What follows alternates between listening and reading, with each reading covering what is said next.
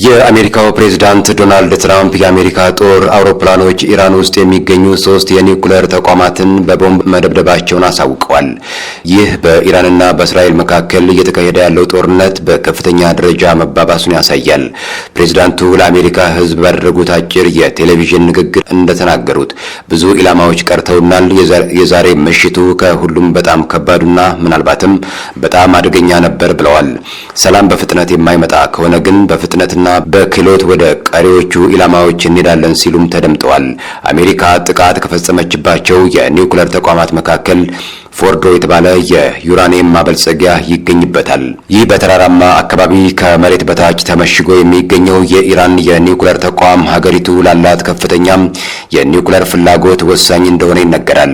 በተቋሙ ላይ የደረሰው የጉዳት መጠን እስካሁን በውል ባይታወቅም የእስራኤል ባለስልጣናት እነዚህን ጥቃቶች በማቀድ ከአሜሪካ ጋር በሙሉ ትብብር ሲሰሩ እንደነበር ተናግረዋል።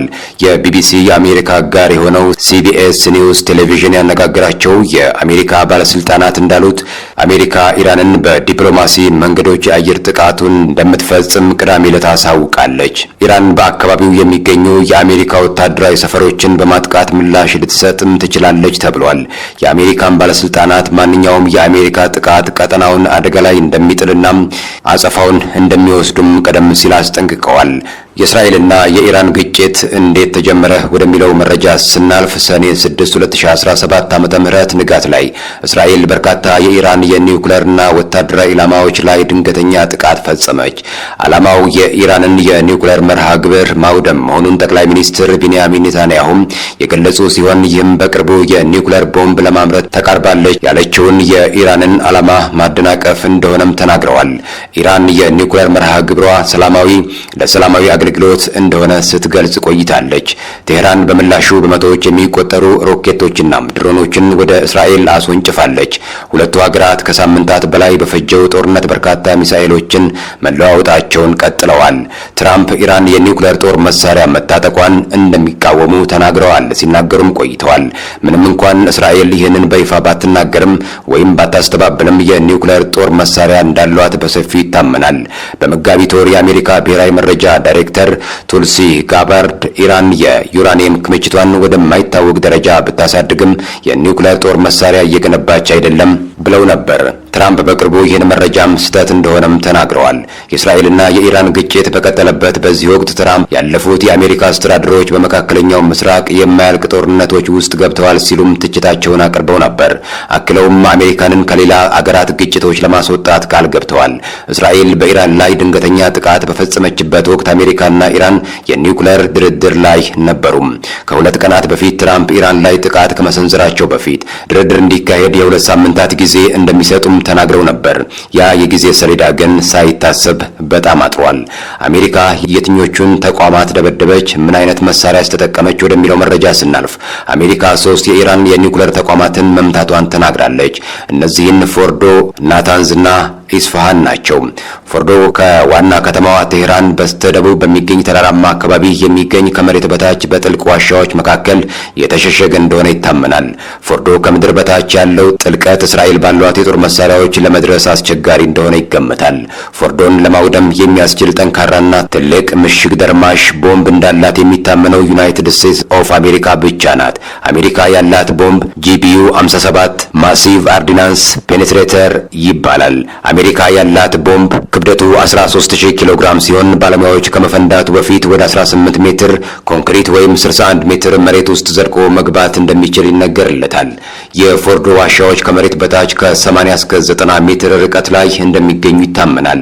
ስለዚህ FOP ውጤታማ በሆነ መልኩ ያወድመዋል ብሎ አፍን ሞልቶ መናገር አይቻልም። ነገር ግን ተቋሙን ለማውደም ሊቀርብ የሚችለው ብቸኛ ቦምብ ነው። የአሜሪካው ባለስልጣናት በጥቃቱ ወቅት MOPን ጥቅም ላይ ማዋሉን ለሲቢኤስ ያረጋገጡ ሲሆን ለእያንዳንዱ ኢላማ ሁለት ቦምቦችን ተጠቅመዋል። በኢራን ላይ የሚያሳድረው ተጽዕኖ ምንድነው ወደሚለው መረጃ እናልፋለን አድማጮች።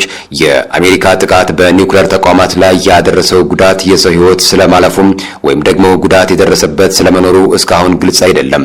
የኢራን መንግስት መገናኛ ብዙሃን ምክትል ምክትል የፖለቲካ ዳይሬክተር ሐሰን አቤዲኒ ኢራን እነዚህን 3 የኒውክሌር ጣቢያዎች አስቀድማ ለቃ መውጣቷን ተናግረዋል። በብሔራዊ ቴሌቪዥን ጣቢያ ላይ ቀርበው ኢራን ቁሳቁሶቹ ቀደም ብለው ስለወጡ ትልቅ ጉዳት አላደረሰባትም ብለዋል። ትራምፕ በቴሌቪዥን ቀርበው ባደረጉት ንግግራቸውም የኒውክሌር ማበልጸጊያ ተቋማት ሙሉ በሙሉ ተደምስሰዋል ብለዋል። የቀድሞው የአሜሪካው የውጭ ጉዳይ ሚኒስትር የፖለቲካና ወታደራዊ ጉዳዮች ረዳት ሚኒስትር ማርክ ኪሚት ለቢቢሲ ሲናገሩ ግን የበለጠ ጥንቃቄ ማድረግ እንደሚገባም ገልጸዋል። እስከ መጨረሻው ወድሟል ብሎ ለመገመት ምንም መረጃ የለም ነበር ያሉት። ኢራን ከእስራኤል ጋር እያደረገች ባለው ጦርነት ከ200 በላይ ሰዎች መሞታቸውና ከ1200 በላይ ሰዎች መቁሰላቸውም ተገልጿል። ይህ በእንዲህ እንዳለ እስራኤል በኢራን ቁልፍ የኒውክሌር ተቋማት ላይ የምትሰነዝረውን ጥቃት ተከትሎም እስራኤል የጸጥታ ጥበቃዋን እያጠናከረች ትገኛለች። እስራኤል በመላ ሀገሪቱ የህዝብ ደህንነት ገደቧን አጠናክራለች ሲል የእስራኤል መከላከያ ሰራዊት አስታውቋል። አሜሪካ ኢራንን ከደበደበች በኋላም በትምህርት እንቅስቃሴዎች፣ ስብሰባዎችና የሥራ ቦታዎች ላይ የጣለችውን የደህንነት ገደብ አጥብቃለች። ከዚህ ረገድ የኢራን አጸፋ ምላሽ ምን ሊሆን ይችላል? ኢራን እስካሁን ድረስ እስራኤል በወታደራዊ ተቋማት ላይ በፈጸመችው ጥቃት በከፍተኛ ደረጃ ተዳክማለች ሲሉ ባለሙያዎች ይናገራሉ። እንዲሁም በቀጠናው የነበሯት አጋሮች በሊባኖስ ወይም ሂዝቦላህ፣ በሶሪያና በጋዛ ወይም ሐማስ በመፈራረሳቸው ኢራን በከፍተኛ ሁኔታም ተዳክማለች።